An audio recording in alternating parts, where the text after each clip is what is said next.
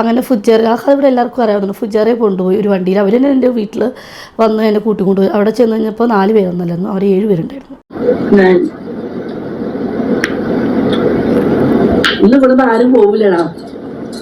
ചിലപ്പോ എന്റെ സാമാനം കണ്ടാലോ. കുപ്പി കഴിഞ്ഞു എനിക്കങ്ങനെ ആരും തോന്നിയിട്ടില്ല. അത് നല്ല സമയമൊക്കെ എടുത്ത് 1 മണിക്കൂർ 1.5 മണിക്കൂർ എടുത്തിട്ടാവും. Hello guys, welcome back. അതേ, ദുബായിൽ നിന്ന് മറ്റൊരു അതിജീവിത രൂപമെടുത്തിരിക്കുകയാണ്. അതേ, മറ്റാരുമല്ല, കഴിഞ്ഞ ദിവസങ്ങളിൽ ഓള ഇന്റർവ്യൂ ചില സംസാര വിഷയമായിരുന്നു. ഒരു പ്രമുഖ ടിക്ടോക്ക് താരം, ടിക്ടോക്കിൽ 1,00,000-ലധികം ഫോളോവേഴ്സ് ഉള്ള, ഇൻസ്റ്റാഗ്രാമിൽ 1,90,000 ഫോളോവേഴ്സ് ഉള്ള ഒരു താരം, ടിക്ടോക്ക് താരമാണ് ഈ ഒരു പെൺകുട്ടി. ഓള് ദുബായിൽ ഒരു സ്പാ നടത്തി വരികയാണ്. ബിജിമോൾ, നിരവധി വീഡിയോസ് ബിജിമോളുമായി ബന്ധപ്പെട്ട് നമ്മൾ ഇതിനോടകം തന്നെ കണ്ടിരിക്കുന്നു. എന്നാൽ ഏറ്റവും ഒടുവിൽ ഇന്നലെ ഓള് ഞെട്ടിക്കുന്ന വെളിപ്പെടുത്തൽ നടത്തിയിരിക്കുകയാണ്.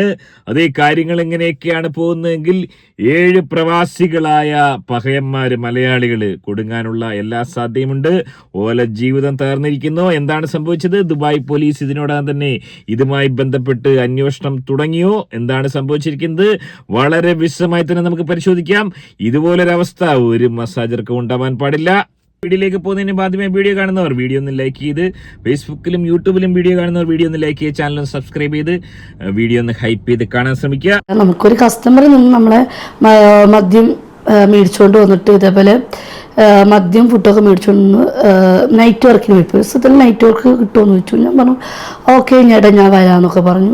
അതായത് മനസ്സിലാക്കാൻ സാധിക്കുന്നത് ദുബായിൽ നല്ല രീതിയിൽ സ്പാ നടത്തിക്കൊണ്ടിരിക്കുന്ന ഒരു പെൺകുട്ടിയാണ് ഓളെന്നാണ്. പകൽ വർക്കിന് പുറമെ ചില നൈറ്റ് വർക്കുകളും, അതായത് നൈറ്റിൽ ഹോം ഡെലിവറിയായി ചില മസാജുകൾ ചെയ്യുന്ന പരിപാടിയാണ് ഓൾക്കുണ്ടായിരുന്നത്. അത്തരത്തിലൊരു പ്രവാസിയായ ഒരു പഹയൻ നൈറ്റിൽ ഓളെ മസാജിന് വേണ്ടി ബുക്കാക്കുന്നു. അതിനുശേഷം എന്താണ് ഉണ്ടായത്? ഏറെ ദുഃഖകരമായ സംഭവങ്ങൾ തന്നെയാണ് കേൾക്കാൻ സാധിക്കുന്നത്. 4 പേരോ? 4 പേരായിട്ടൊക്കെ ചെയ്യോ? അങ്ങനെ 4 പേരുണ്ടെന്നും പറഞ്ഞിട്ട് വിളിച്ചോണ്ട് പോയതാണ്. അവിടെ ചെന്നിട്ട് ഫുൾ നൈറ്റ് എന്ന് പറഞ്ഞ് വിളിച്ചോണ്ട് പോയതാണ്. അങ്ങനെ ഫുജേറിയ ഇവിടെ എല്ലാവർക്കും അറിയാവുന്നു. ഫുജേറിയെ കൊണ്ടുപോയി ഒരു വണ്ടിയിൽ. അവർ തന്നെ എൻ്റെ വീട്ടിൽ വന്ന് എന്നെ കൂട്ടിക്കൊണ്ടുപോയി. അവിടെ ചെന്ന് കഴിഞ്ഞപ്പോൾ 4 പേരൊന്നല്ലായിരുന്നു, അവർ 7 പേരുണ്ടായിരുന്നു. ആലോചിച്ച് നോക്കുക, എന്തൊരവസ്ഥയാണ്. ഒരാൾക്ക് മസാജ് ആക്കാൻ വേണ്ടി വിളിക്കുന്നു, അതിനുശേഷം അത് 4 ആവുന്നു. അവിടെ ചെല്ലുമ്പോൾ അത് 7 ആവുന്നു. 7 പകയന്മാര്, ഘടാഘടിയന്മാരായ 7 പ്രവാസികളായ പകയന്മാര്. പ്രവാസികളെ കുറിച്ച് പ്രത്യേകം പറയേണ്ട ആവശ്യമില്ല. ഓൾക്ക് വികാരം അണപൊട്ടി ഒഴുകി നിൽക്കുന്ന ഒരു അവസ്ഥയാണ്. വീട് വിട്ട് നിൽക്കുന്ന പകയന്മാരാണ്. അത്തരത്തിലുള്ള 7 പകയന്മാര് തയ്യാറായി നിൽക്കുകയാണ് മസാജിങ്ങിന്. അങ്ങനെ അവരെ ഫ്ലാറ്റിൽ കയറി. അവരവിടെ മദ്യപാനമായിരുന്നു. എന്നോട് ചോദിച്ചു ബിജി കുടിക്കുമെന്ന് ചോദിച്ചു. ഞാൻ പറഞ്ഞു കുടിക്കില്ല ഏട്ടാ, കാരണം നമ്മൾ പുറത്ത് വർക്കിന് പോകുമ്പോൾ നമ്മൾ അങ്ങനെ കുടിക്കാറില്ല, 1-2 പെഗ്. അപ്പോൾ അവർ നിർബന്ധിച്ചു. അപ്പം ഞാൻ പറഞ്ഞു ഓക്കെ എന്ന് പറഞ്ഞു. ഞാൻ ആദ്യം 2 പെഗ് അടിച്ചു. അത് കഴിഞ്ഞ് വീണ്ടും ഒന്നുകൂടെ അവർ തന്നു കുടിപ്പിച്ചു. കുടിപ്പിച്ച് കഴിഞ്ഞപ്പോൾ എന്നോട് പറഞ്ഞു, ഇങ്ങനെ വർത്താനമൊക്കെ പറഞ്ഞു, ഇങ്ങനെ ഓരോ വിഷയങ്ങൾ.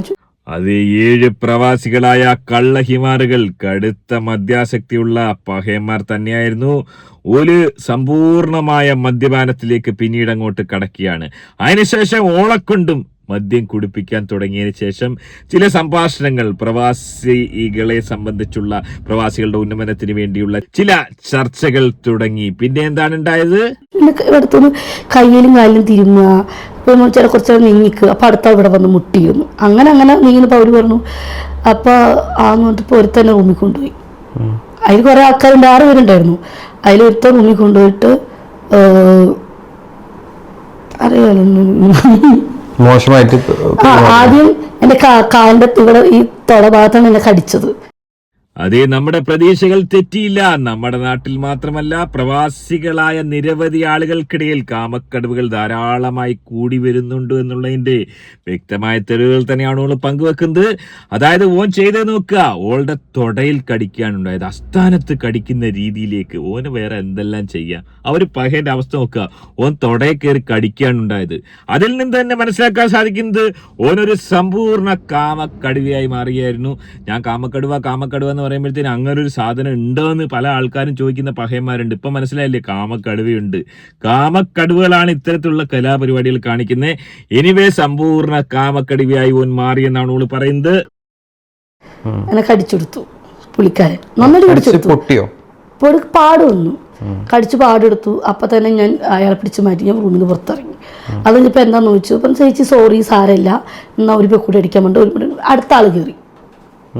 ആ ഒരു പകയൻ കാമക്കടിവയായപ്പോൾ ഓള് കടി കൊണ്ട് പുറത്തിറങ്ങിയപ്പോൾ ബാക്കിയുള്ള 6 പകയന്മാർക്ക് തിരിഞ്ഞിക്ക്. ഓള് നന്നായി ഫിറ്റായില്ല എന്ന് മനസ്സിലായ പകയന്മാര് ഓൾക്ക് വീണ്ടും മദ്യം കൊടുത്തതിന് ശേഷം ചില കലാപരിപാടികളിലേക്ക്, ചില മസാജുകളിലേക്കുള്ള പദ്ധതിയായിരുന്നു. എന്താണ് അടുത്ത ആൾ ഇപ്പൊ പാവായിരുന്നു, അല്ലെങ്കിൽ നമുക്കൊരു കുഴപ്പമുണ്ടായില്ല. അപ്പം ഞാൻ ഹാപ്പി.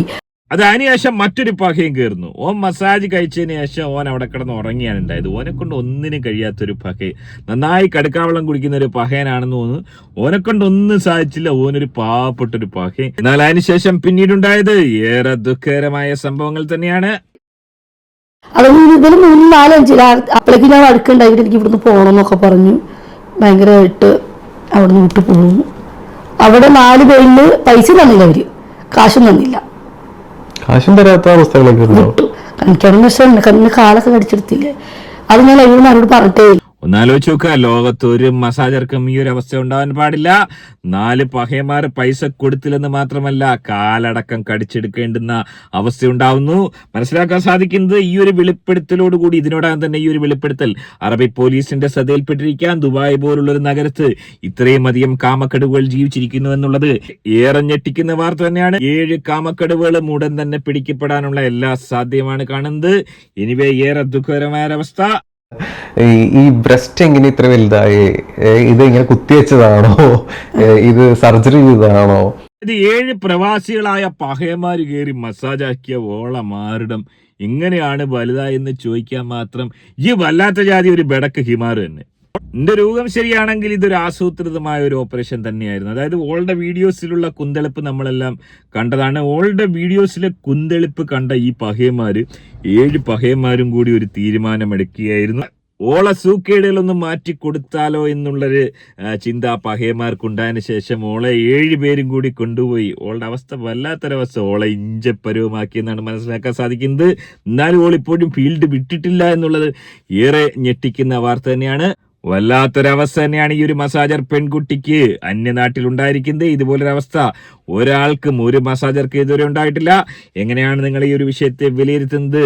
ഈ ഒരു വിഷയത്തിൽ ആരെയാണ് നമ്മൾ കുറ്റപ്പെടുത്തേണ്ടത്? എന്താണ് നിങ്ങളുടെ അഭിപ്രായം? നിങ്ങളുടെ അഭിപ്രായം കമന്റ് ആയി രേഖപ്പെടുത്താം. ആദ്യം വീഡിയോ കാണുന്നവർ വീഡിയോ ഒന്ന് ലൈക്ക് ചെയ്ത് ചാനൽ സബ്സ്ക്രൈബ് ചെയ്ത് വീഡിയോ ഒന്ന് ഹൈപ്പ് ചെയ്ത് കാണുക. മറ്റൊരു വീഡിയോ ആയിട്ട് കാണാം. ബൈ.